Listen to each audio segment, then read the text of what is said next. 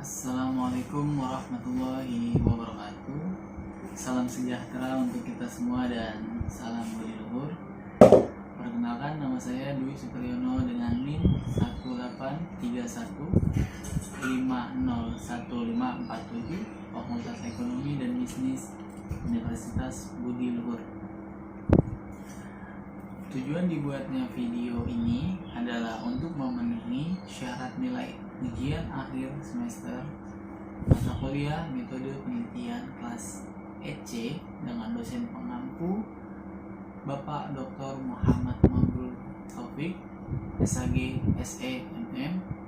Dan dalam video kali ini saya akan ditemani oleh rekan saya, ini ada Rizky Febrianto, dalam memberikan pertanyaan terkait review materi hari ini yang akan saya bawakan seputar tata cara penyusunan karya ilmiah. Skripsi adalah karya ilmiah tertinggi dalam jenjang akademik seseorang untuk memperoleh derajat keilmuan dalam program S1. Tesis merupakan karya ilmiah yang dikerjakan untuk memperoleh derajat keilmuan dalam program S2 sehingga memperoleh gelar magister atau master. Karakteristik yang pertama, karya ilmiah yang dihasilkan dengan pendekatan metode ilmiah. Yang kedua, studi hasil penelitian yang sudah dibuktikan kebenarannya secara ilmiah. Yang ketiga, temuan yang dihasilkan diharapkan merupakan pengembangan dari yang sudah dilakukan peneliti lain atau suatu temuan baru. Yang keempat, dalam perencanaan, pelaksanaan, dan penulisan hasil penelitian untuk skripsi, seseorang mahasiswa dibimbing oleh suatu komisi pembimbing terdiri dari 2 orang, yaitu pembimbing materi dan pembimbing teknis. Yang kelima, proposal penelitian untuk skripsi perlu disampaikan secara jelas, minimal berisi latar belakang, perumusan masalah, tujuan dan manfaat penelitian, kerangka pemikiran dan hipotesis, metode penelitian, rencana sistematika penulisan, serta daftar pustaka. Untuk membantu kelancaran penelitian dapat ditambah dengan jadwal atau rencana kerja. Proposal penelitian untuk penulisan skripsi diajukan sesudah menyelesaikan seluruh ujian mata kuliah. Mahasiswa mulai penelitiannya sesudah proposal penelitian disetujui oleh komisi pembimbing atau ketua program studi atau prodi. Proposal ini dipresentasikan dalam ruangan yang dihadiri oleh mahasiswa lainnya. Susunan dan cakupan isi proposal. Yang pertama, bagian pembuka. Berisi lembar judul, lembar pengesahan, kata pengantar, daftar isi, daftar tabel jika ada, daftar gambar jika ada, dan daftar lampiran jika ada. Yang kedua, bagian isi. Dalam bagian isi ada bab 1 yaitu pendahuluan. Di dalam pendahuluan ada latar belakang, perumusan masalah yang terbagi menjadi 3, ada identifikasi, perumusan, dan pembatasan. Yang ketiga ada tujuan penelitian, lalu kegunaan penelitian. Dalam bagian isi ini di bab kedua ada tinjauan pustaka dan kerangka pemikiran, yaitu tinjauan teori-teori, penelitian terdahulu, kerangka pemikiran, hipotesis penelitian. Lalu bab ketiga ada metode penelitian, bab 4 rencana sistematika penulisan, dan bab 5 rencana pelaksanaan atau sebagai pelengkap jika diperlukan. Bagian penutup yang ketiga yaitu daftar pustaka dan lampiran. Susunan dan cakupan isi skripsi. Bagian pembuka. Yang pertama, halaman sampul. Yang kedua, halaman judul. Yang ketiga, halaman pengesahan. Yang keempat, ringkasan atau abstraksi. Yang kelima, lembar keaslian skripsi jika diperlukan. Yang keenam, lembar ungkapan bijak atau moto jika diperlukan. Yang ketujuh, riwayat hidup. Yang ke-8, kata pengantar, minimal berisi ucapan syukur dan terima kasih. Dapat ditambah dengan tujuan dan kesimpulan penelitian. 9, daftar isi, 10 daftar tabel jika dalam bagian isi ada tabel, yang ke-11 daftar gambar jika dalam bagian isi ada gambar, yang ke-12 daftar lampiran jika dalam bagian penutup ada lampiran. Susunan dan cakupan isi skripsi di dalam bagian isi. Pendahuluan. Latar belakang pemilihan masalah. Sebaiknya fenomena masalah dikupas dengan baik dengan menyajikan informasi data yang akurat. Lalu ada perumusan masalah, uraian identifikasi atau spesifikasi masalah yang menjadi pokok bahasan dan sedapat mungkin disusun dalam bentuk kalimat tanya. Jadi berupa pertanyaan-pertanyaan yang akan dijawab dalam penelitian. Lalu ada tujuan penelitian. Uraian apa yang akan dilakukan atau diperoleh dalam skripsi ini berdasarkan masalah yang dirumuskan sebelumnya. Lalu ada kegunaan penelitian. Manfaat hasil penelitian yang diharapkan, misal untuk perkembangan teori dan penerapannya, pembuatan kebijakan atau untuk institusi tertentu. Lalu ada tinjauan pustaka dan kerangka pemikiran. Di dalam tinjauan pustaka dan kerangka pemikiran ada tinjauan teori-teori atau uraian teori dan konsep yang relevan dengan masalah yang dirumuskan, termasuk membahas kontroversi antara teori atau konsep jika ada. Jika cukup kompleks, bagian tinjauan teori ini dapat terdiri dari beberapa subjudul. Lalu ada penelitian terdahulu yang telah dilakukan sebelumnya untuk masalah yang sama atau relevan saja. Yang ketiga, dalam tinjauan pustaka ada kerangka pemikiran. Kerangka pemikiran adalah disusun relevan dengan identifikasi masalah, dapat disajikan dalam bentuk flowchart atau model atau verbal, matematika atau statistik yang mengungkapkan rumusan masalah lebih jelas lagi beserta pemecahan masalahnya dan atau keterkaitan dari semua tujuan penelitian sehingga memudahkan menyusun metode penelitian. Dan yang terakhir dari tinjauan pustaka adalah hipotesis. Uraian atau rumusan jawaban sementara mengenai permasalahan berdasarkan landasan teori atau konsep dan hasil penelitian terdahulu yang relevan.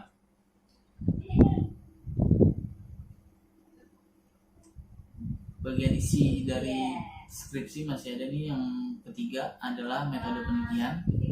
Metode penelitian sendiri adalah uraian tahapan penelitian atau research design untuk menjawab permasalahan yang dapat terdiri dari beberapa subbab jenis penelitian, misalnya bahan atau sumber data atau lokasi dan waktu penelitian, pemilihan sampel, metode pengumpulan data atau survei atau percobaan, instrumen pengumpulan data, kuesioner, wawancara, observasi, dan metode analisis. Yang keempat dari bagian isi adalah hasil penelitian dan pembahasan. Judul dari subbab-subbabnya dapat disusun berdasarkan masalah yang diuraikan. Penyajian hasil dapat dalam bentuk tabel, grafik, atau gambar lainnya. Supaya sudah diinterpretasikan dalam pembahasan. Interpretasi disajikan dengan bahasa yang efisien dan efektif serta dapat diperbandingkan dengan hasil-hasil penelitian atau referensi yang relevan. Yang kelima ada kesimpulan dan saran.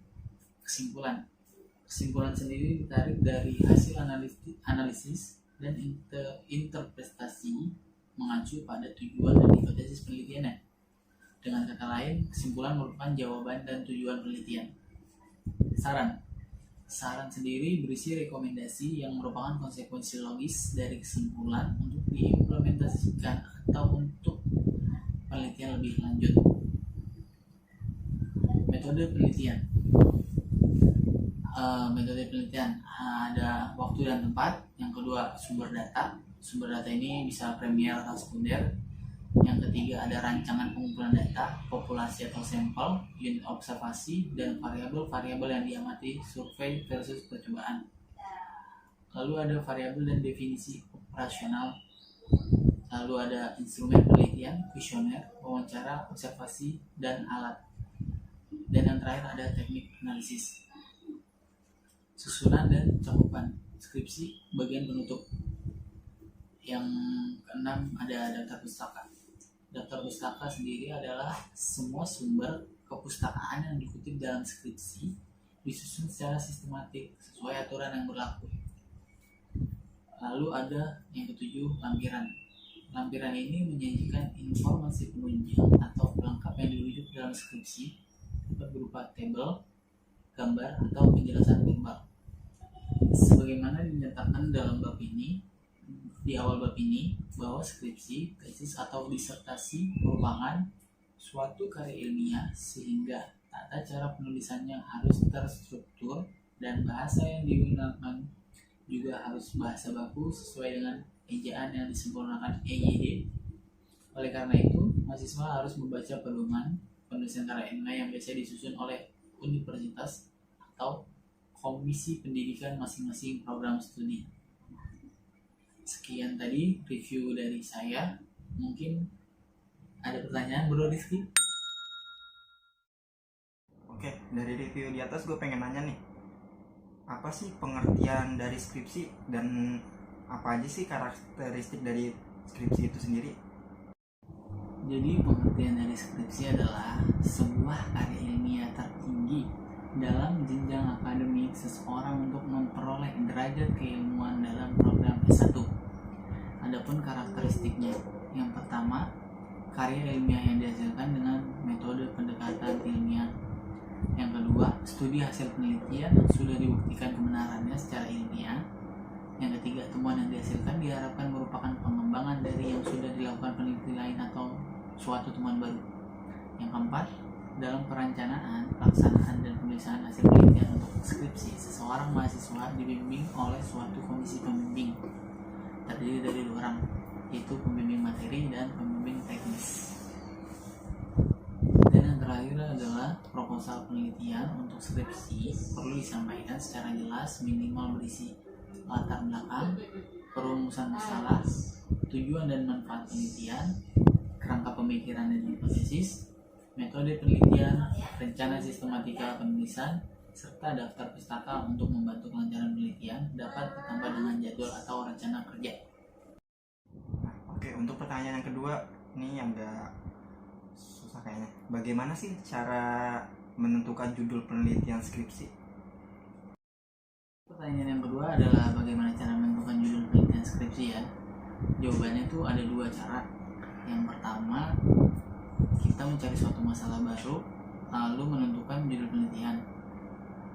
Yang kedua itu dengan menentukan judul penelitian baru, mencari sumber masalah dengan mengasumsikan penelitian yang terdahulu melalui jurnal nasional dan jurnal internasional.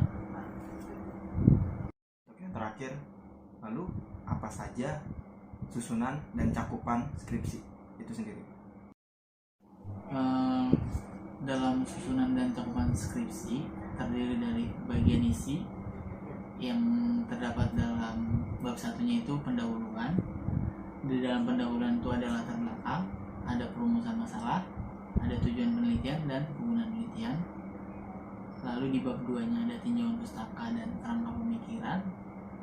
Di dalam tinjauan pustaka dan kerangka pemikiran terdapat tinjauan teori-teori, penelitian-penelitian yang terdahulu, terus kerangka pemikiran dan hipotesis. Lalu di bab ketiga ada metode penelitian, dan di bab 4 ada hasil penelitian dan pembahasan. Di bagian kelima ada kesimpulan dan saran. Lalu di bagian penutup, di bab 6 ada daftar pustaka. Lalu di bab 7 ada lampiran. Ya, itu saja. Sekian.